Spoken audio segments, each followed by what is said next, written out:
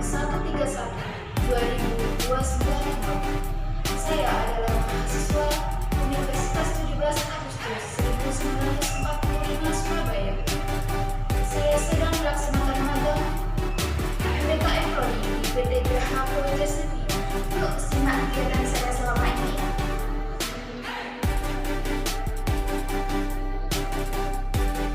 PT Graha Pro Justitia merupakan perusahaan jasa di bidang hukum yang dikelola oleh orang-orang yang mempunyai latar belakang disiplin ilmu hukum yang berbeda. Spesialisasinya diantaranya konsen menangani bidang advokasi, bidang kenotariatan, kurator, mediator, dan pelatihan profesi.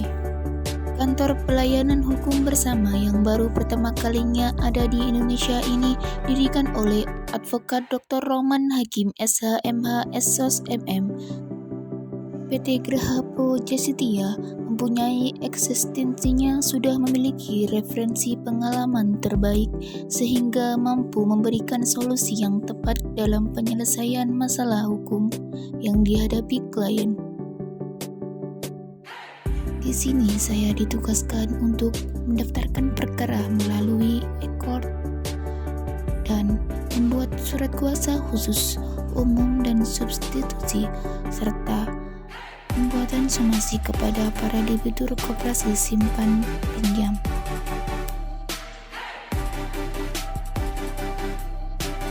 Pendampingan penyusunan akta perdamaian dengan aliansi korban wana arta dan pemahaman kegiatan di tempat magang bersama mahasiswa-mahasiswi WINSA.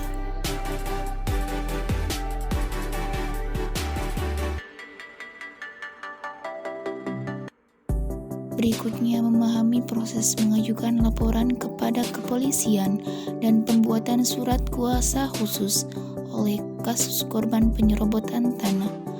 Kesulitan dalam menemukan fakta hukum pada kronologi yang diceritakan oleh klien. Solusinya adalah dengan mendengarkan pengakuan kedua belah pihak dan memverifikasi bukti-bukti konkret yang ditemukan.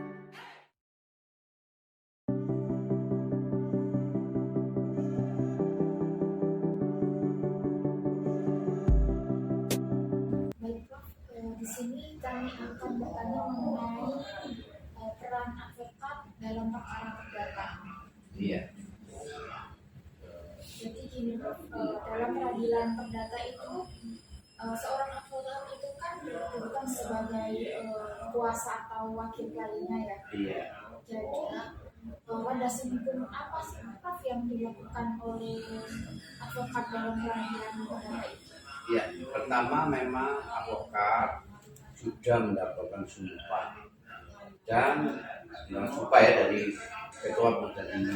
Kemudian sampai mendapatkan sumpah, advokat juga punya kartu anggota pada organisasi advokat. Di dalam Undang-Undang 18 2003, seorang advokat itu bertindak atas nama sebagaimana dalam bahasa khusus. Bisa mewakili kalau perdata, bisa mewakili tentang hukum acara perdata, mewakili dalam hal ketika ada hubungannya perkara-perkara perbuatan hukum atau administrasi bisa mewakili banyak. Kemudian di samping mewakili jadi awal sampai akhirnya demikian. Tapi memang ada perma ya.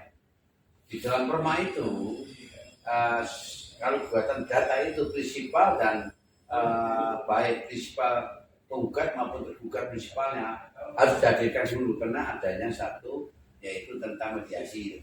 Kalau mediasinya gagal baru advokat nanti bicara masalah untuk jawab, replik, mungkin sampai dengan kesimpulan. Jadi peran advokat dalam penanganan perkara perdata itu apa saja? Apa bisa dijelaskan? Ya, peran advokat dalam perkara perdata dia bertindak sama lainnya, yaitu baik gugatan, baik jawaban, baik replik, baik duplik, ya, baik bukti dari penggugat, baik bukti dari tergugat, baik saksi dari penggugat, baik bukti dari tergugat, kemudian kesimpulan itu putusan. Lah perannya apa? ya pertanyaan proses sampai akhir itu avokat bisa karena sudah dikuasakan. Tapi kalau mediasi biasanya ada diberikan kuasa juga selain kuasa sebagai penggugat atau tergugat juga kuasa mediasi baru bisa bermediasi. Tapi sepanjang sebelum mediasi kan 1 bulan. Nah itu harus adanya resume buat suatu catatan. Nah perannya ya memang mewakili. Lalu ini Prof, apa kemampuan berkaranya apa ya Prof yang dimiliki oleh seorang avokat? Seorang avokat ya memang sudah diatur dalam undang-undang avokat bahwa avokat sebelum menjadi seorang avokat yang disumpah itu harus adanya satu PKPA, ya pendidikan avokat. Kemudian panjang PKPA juga harus magang selama 2 tahun pada avokat juga. Seperti kalau mahasiswa ini adanya magang di mana, tapi kalau magang ini harus sudah sarjana hukum. Nah setelah magang selama 2 tahun baru nantinya ada PKPA. Setelah PKPA bersama magang nanti akan dilatih juga oleh yang namanya ya, salah satu kalau asosiasi avokat sekarang ada 61 soalnya. Jadi katakanlah YLI, yaitu tahunnya itu yang melantik. Ya, Gitu. Prof, lalu tugas avokat sebagai lembaga perwakilan ya. itu Nah, sebagai perwakilan yang mewakili tentang pertama kalau persoalan data dia harus menguasai apa? Menguasai subjek maupun objek. Sama subjek hukumnya siapa, nama-namanya, objeknya di mana. Kemudian selain menguasai subjek dan objek, dia juga menguasai tentang hukum acara, yaitu data-data apa yang dimiliki. Di samping itu, nah kalau data-datanya valid, baru kan begitu. Karena masuk perdata itu data ya, yang ditampilkan datanya, data otentiknya. Begitupun tergugat, dia sebagai tergugat, pengacara mendampingi tergugat, mewakili tergugat, dia harus tahu tentang apa itu eksepsi, apa itu rekonvensi, dia tahu tentang jawab-jawabnya itu. Jadi kalau sebagai mewakili penggugat, dia harus paham tentang gugatan. Kalau mewakili tergugat, dia harus paham jawabannya.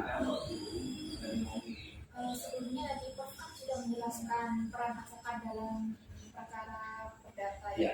Jadi sekarang peran avokat dalam dunia usaha itu bagaimana ya?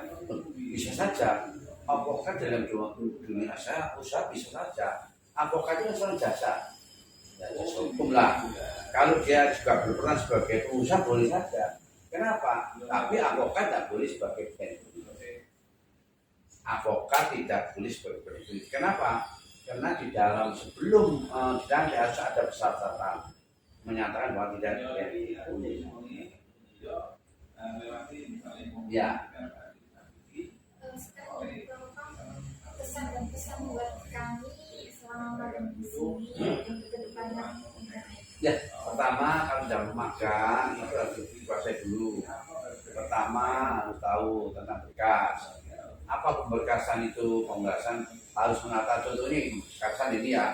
Kalau sebagai satu penggugat, ya gugatan, jawaban, replik, duplik, bukti, ya toh, dan catatan saksi, kesimpulan itu. Nah, kemudian kalau ada itu namanya tanah itu harus sidang lapangan, sidang tempat namanya. Itu harus kuasai batas-batas utara, timur, selatan, itu harus kuasai. Contohnya demikian, semuanya benar. Bagaimana pemberkasan ini belum tentu. Caranya bagaimana? Membuat satu bukti itu, daftar bukti itu bagaimana? Caranya bagaimana? Dan masai dulu, baru satu perkara. Nah, kalau berdata ya, itu harus sampai akhir. Dalam akhir sudah menyebutkan tetap mulai dari gugatan, bagaimana itu banding, bagaimana itu kasasi. Sudah tahu. Soalnya apa?